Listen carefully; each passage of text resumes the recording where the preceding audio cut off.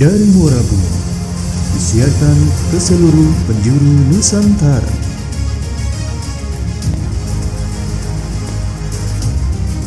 Inilah Meja Kopi. Assalamualaikum warahmatullahi wabarakatuh. Halo Sobat Cerdas KPPN Muara Bungo. Jumpa lagi dengan saya Ojat dan dia Saya Elfirman Yusuf Sebayang di Meja Kopi, memberi jawaban, konsultasi dan praktek aplikasi. Podcast istimewa. Apa istimewanya? Nah, yoi dong. Kalau kita kan selalu menyajikan yang istimewa untuk Sobat Cerdas semuanya. Siap. Oke. Paham nih. Apa yang istimewa dari edisi podcast kali ini coba? Kali ini, Wak, kita akan mengundang sosok pimpinan baru di KPPN Muara Bungo. Oh gitu. Iya dong. Wah, setuju saya. Iya. Sekaligus perkenalan beliau hari ini. Betul. Dan juga kayaknya ada topik-topik menarik. Nah. Topik menariknya itu apa, Pak? Nah ini, pandemi kan sudah berangsur pulih nih, Wak. Masyarakat kita, terutama pelaku usaha, ya khususnya yang pelaku usaha kecil dan mikro, sedang memulihkan diri dari efek pandemi tersebut, Wak. Iya, kita juga mendengar bahwa ternyata selama pandemi ini adalah usaha mikro dan kecil itu adalah usaha yang bertahan. Betul. Di saat dahsyatnya pandemi. Dan mereka adalah tulang punggung ekonomi nasional kita, Wak. Betul. Pak Firman, baiklah, tidak usah berlama-lama. Kita undang saja Kepala KPPN Muara Bungo, Ibu Ambar Pusporini. Apa kabar, Bu Ambar? Puji Tuhan, alhamdulillah sehat Pak Firman. Baik, selamat datang di Meja Kopi edisi podcast ya Bu. Setelah sebelumnya Ibu gabung bersama kami di live. Ya, terima kasih Pak Ojat. Ya memang kita KPPN Muara Bungo punya edisi live Meja Kopi ya. Karena KPPN harus adaptif terhadap perkembangan zaman. Nah, kita mau diskusi apa nih kali ini Pak Firman Ojat?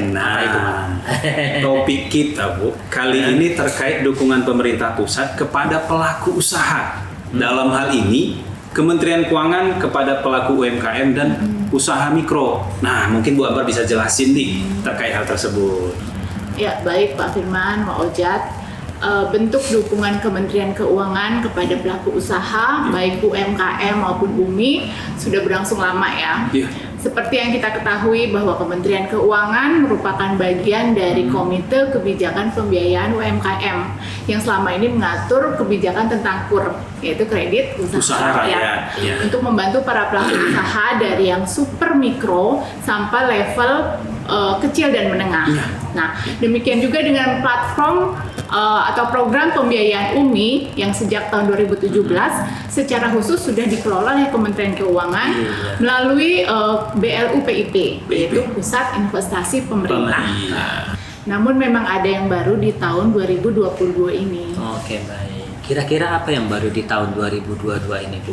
Ya, terkait dengan pengembangan UMKM di tahun 2022 ini, secara khusus Ibu Menteri Keuangan sudah menyampaikan bahwa Kementerian Keuangan sebagai bendahara negara diharapkan mampu untuk mengoptimalkan sumber daya keuangan agar dapat dirasakan dan berdampak luas bagi UMKM. Wah, menarik ini, Bu. Nah, bentuk real di lapangannya bagaimana nih, Bu? Nah, Pak Firman, Pak Ojat, salah satu bentuknya adalah berupa sinergi pemberdayaan UMKM Kemenkyu 1, yakni suatu program kerjasama pemberdayaan UMKM lintas eselon 1 di Kementerian Keuangan. Jadi tiap eselon 1 di Kementerian Keuangan didorong untuk mempunyai program layanan dan dukungan kepada UMKM sesuai dengan tugas dan fungsi masing-masing. Oke, baik. Itu contohnya seperti apa itu, Bu? Nah, contohnya DJKN terkait dengan layanan fasilitas pemasaran. Kemudian DJP terkait layanan fasilitas perpajakan, ya. Kemudian DJPC terkait layanan fasilitas kepabeanan dan cukai serta pembiayaan ekspor. Sementara untuk DJPB sendiri, kita memberikan layanan terkait dengan fasilitas pembiayaan. Wah, ini sangat sesuai dengan fungsi dan saling melengkapi ya. Nah, terus semua itu tadi nanti disinergikan dalam Kemenkyu 1 ya, Bu? Betul sekali. Nantinya akan dibentuk sekretariat bersama dari tingkat pusat sampai tingkat wilayah untuk sinergi program pemberdayaan UMKM ini. Oke, baik. Nah, selanjutnya gimana peran DJPD terkait dengan arahan Bu Menteri tadi, Bu? Ya, di Ditjen Perbendaharaan sendiri telah dicanangkan program UFINE. UFINE itu adalah UMKM Financing Empowerment.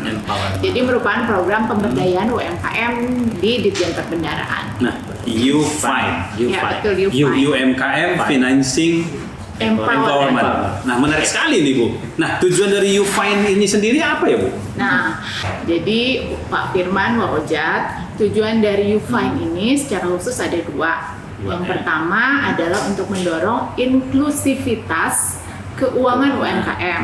Dan yang kedua untuk mendorong debitur KUR dan UMI agar bisa naik kelas. Wah, naik kelas.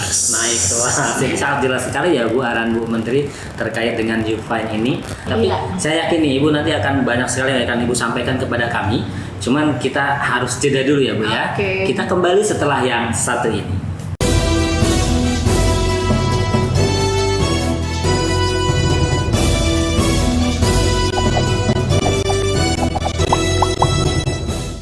Kembali di Meja Kopi. Mari ngopi, mari diskusi. Oke. Ibu Ambar, silahkan dinikmati kopi yang sudah tersedia di atas meja. Terima kasih. Kopi apa nih? Ini kopi Robusta Muara Bungo. Muara Bungo ya. Wah, mantap sekali. Nah, lanjut ya Bu. Oke. Ngomong-ngomong tentang UMI nih. Nah, boleh nggak dijelasin Bu, apa itu pembiayaan UMI? Ya, pembiayaan UMI. Pembiayaan UMI atau ultramikro ini adalah program pembiayaan baik konvensional atau syariah yang ditujukan bagi para pelaku usaha yang berada pada lapisan yang paling bawah atau biasa disebut dengan usaha ultramikro. Dan pembiayaan tersebut disalurkan melalui lembaga keuangan bukan bank atau yang kita kenal dengan LKBB. Ini mengapa harus disalurkan melalui LKBB? Nah, Wojat, para pelaku usaha ultramikro ini biasanya mereka belum bisa mengakses pembiayaan dari perbankan atau biasanya dibilang unbankable. Nah, sehingga LKBB ini bisa memberikan pembiayaan yang mudah dan cepat bagi para pelaku usaha ultramikro.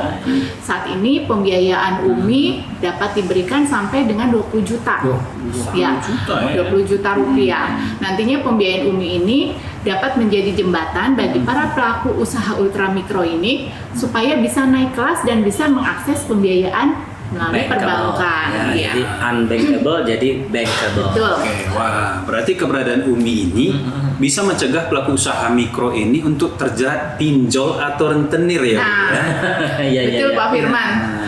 Makanya perlu edukasi semacam podcast ini kepada masyarakat untuk menunjukkan bahwa negara hadir dan siap membantu para pelaku usaha tingkat terbawah dengan program pembiayaan yang mudah diakses dan cepat prosesnya sebagai modal untuk pengembangan usahanya, sehingga tidak perlu terjerat lagi oleh pinjaman online atau rentenir.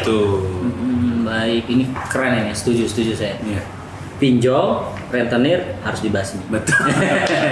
Lantas, Ibu, LKBB ini yang menyalurkan UMI apa saja, Bu? Iya, betul. Nah, UMI disalurkan PIP melalui Pegadaian, kemudian PNM, Bahana Arta Ventura, juga koperasi-koperasi simpan pinjam. Nah, untuk wilayah Bungo dan Tebo, UMI disalurkan melalui Pegadaian dan PNM. Pegadaian dan PNM. Ada dua berarti ya. Nah, Bu, kalau syarat-syarat untuk bisa mendapatkan pembiayaan ini apa saja ya, Bu? Ya. Perlu diketahui bahwa secara umum persyaratan UMI yang ditetapkan oleh PIP adalah pertama warga negara Indonesia yang dibuktikan dengan memiliki NIK elektronik dan tidak sedang mendapatkan pembiayaan pemerintah lainnya seperti KUR Supermikro. Nah, terkait pembiayaan UMI itu sendiri, mungkin untuk podcast selanjutnya boleh juga ya kita mengundang narasumber dari salah satu penyalur UMI supaya kita bisa mendapatkan penjelasan yang lebih detail terkait dengan mekanisme pembiayaan UMI yang bersumber dari dana PIP di masing-masing penyalur tersebut ya. Wah, bisa Bu. Untuk melengkapi diskusi ini nanti kita coba undang LKBB untuk melengkapi meja kopi edisi berikutnya. Tadi kita sudah berbicara tentang penyalur dan mekanismenya. Iya. Nah, bagaimana peran KPPN terkait UMI ini, Bu? Ya, Pak Firman, sesuai dengan peraturan Dirjen Perbendaharaan nomor 6 tahun 2022, KPPN diberikan tugas untuk melaksanakan monitoring dan evaluasi atas pembiayaan ultramikro di wilayahnya. Jadi monitoringnya apa saja, Ibu? Nah, terkait dengan Monef UMI, yang pertama adalah melakukan Monef ketepatan data, yakni menguji kesesuaian data di aplikasi SIKP, yaitu Sistem Informasi Kredit Program, dengan salinan dokumen penyaluran. Sedangkan yang kedua adalah Monef keekonomian debitur untuk melihat dampak pembiayaan UMI pada para nasabahnya. Oke, baik. Jadi selain dipastikan kesesuaian antara data SIKP dengan dokumen penyaluran, nah berarti pelaku usaha ultramikro dinilai juga progres usahanya ya, Bu? Iya, betul. Hal ini tentu saja untuk mengukur seberapa besar dampak pembiayaan ultramikro itu dalam membantu pengembangan usaha dari para pelaku usaha di suatu wilayah. Baik. Nah, selain Monef yang sudah menjadi tugas KPPN, apalagi hal yang dilakukan KPPN untuk membantu para usaha baik UMKM maupun UMI ini, Bu? Ya, Pak Ojat, jadi sejalan dengan arahan Bu Menteri Keuangan, di mana kantor-kantor vertikal didorong untuk mengembangkan program pemberdayaan pelaku usaha UMKM maupun UMI, maka KPPN Muara Bungo mengembangkan satu inovasi yang kita beri nama Membumi. Membumi. Ya, yaitu membantu usaha ultramikro. Nah, apa saja kegiatan dari Membumi ini, Bu? Nah, jadi kegiatan Membumi ini sesuai dengan namanya, kita desain untuk bisa membantu para pelaku usaha ultramikro itu dari cara yang paling mudah ya, yaitu dengan membeli produk-produk ultramikro yang sesuai dengan kebutuhan KPPN. Nah, selanjutnya kita juga memberikan layanan desain label produk gratis. Oh, ada desain label ya? Kita gratis. Kita coba buatkan desain label produk gratis. Kemudian kita juga coba lakukan pembuatan foto produk dan katalog digital. Ya? Kemudian kita juga mencoba untuk mengiklankan di berbagai media dan kegiatan KPPN, serta mendorong para pelaku usaha ultramikro ini untuk bisa masuk ke ekosistem belanja pemerintah, yaitu DigiPay. Oh, digital payment-nya. Mantap. Berarti dengan adanya Membumi, peran KPPN Muara Bungo akan semakin dekat dengan masyarakat ya, Bu? Ya, baik, betul. utamanya pelaku ultramikro. Betul sekali. Artinya bahwa dengan inovasi Membumi ini, kita bisa mengenalkan peran KPPN kepada masyarakat secara umum. Baik. Nah, jadi dari seluruh diskusi kita secara umum mungkin bisa disimpulkan bahwa pemerintah pusat dalam hal ini Kementerian Keuangan secara bersinergi mempunyai program pemberdayaan kepada pelaku UMKM maupun UMI. Betul. Yang diformulasikan oleh DJPB melalui program U5 yang kemudian dikejawantahkan dalam bentuk Membumi oleh KPPN Muara Bungo, gitu Bu ya? Betul sekali Pak Firman. Dan memang diperlukan sinergi juga, baik dalam skema Kemenq 1 maupun dengan seluruh stakeholder KPPN, baik KL, Pemda maupun perbankan, supaya program ini bisa tepat sasaran dan masyarakat pelaku UMKM maupun UMI lingkup Muara Bungo dan Tebo bisa semakin berkembang. Handal dan cerdas ini Bu, sesuai slogan kita ya. Baik, kita sudah sampai di bagian akhir podcast ini. Ya, banyak informasi yang telah kita dapatkan dari diskusi kita dengan Kepala KPPN Muara Bungo. Ya, terima kasih sekali lagi Bu Ambar Pusporini atas kesediaannya menjadi narasumber di Meja Kopi kali ini. Oke Pak, kita tutup. Oke, siap. Ini informasi yang komplit dan daging semua dari Ibu Ambar ya. Semoga memberikan pencerahan tentang program-program Kementerian Keuangan di level daerah. Terima kasih telah bergabung di Meja Kopi edisi podcast kali ini, Ibu. Terima kasih juga sudah diundang. Izinkan saya menutup dengan pantun. Mantap. Iya, baik. Makan durian sama Desi. Cakep. Duriannya sisa, simpan di topi. Diskusi perbendaharaan yang paling bergizi, di mana lagi kalau bukan di Meja Kopi. Meja Kopi.